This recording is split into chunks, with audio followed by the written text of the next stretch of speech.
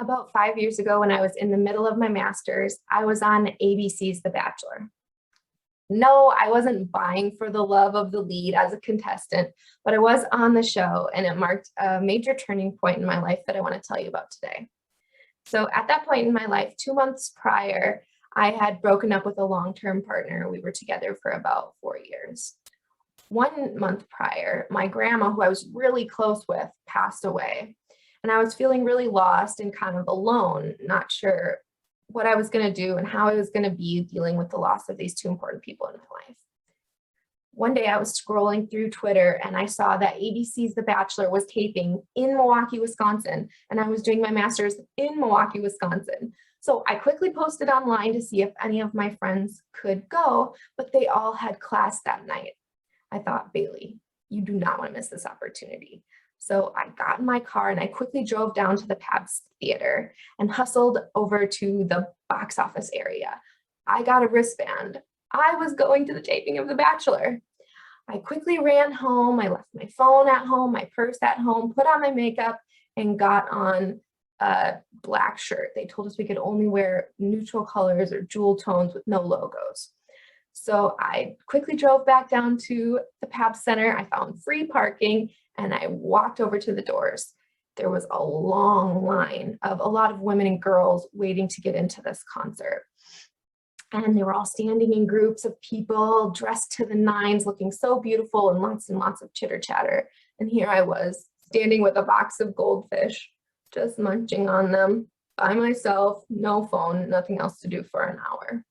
They finally let us in and I got a seat in this auditorium right towards the middle next to the aisle, which is right where I like to be. I noticed at the front of the auditorium, there was this open area with a platform that was right next to the stage.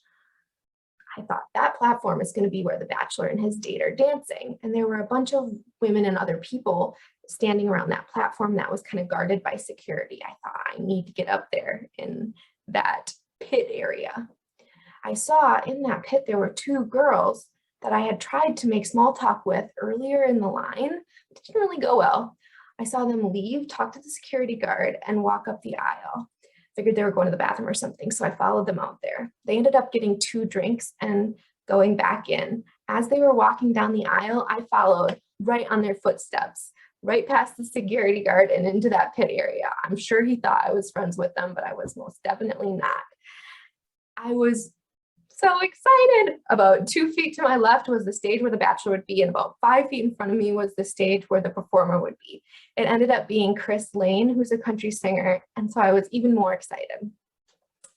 Eventually, the Bachelor came in, and Chris Lane played the couple of songs on loop so they could get enough footage of the Bachelor and his date, and then they left. And I enjoyed the rest of the concert. It was one of the best nights of my life.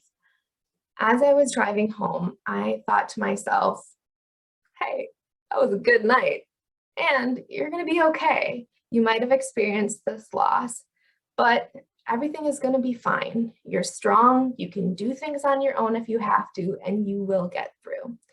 When I got home, I posted on social media about it, and people were congratulating me since they know how much I like The Bachelor. And lo and behold, 3 or 4 months later, I was on TV. You probably wouldn't recognize that it was me, but I know that it was me. And I was so excited. So this was a time in my life that I was both at my best, and it was one of the best moments.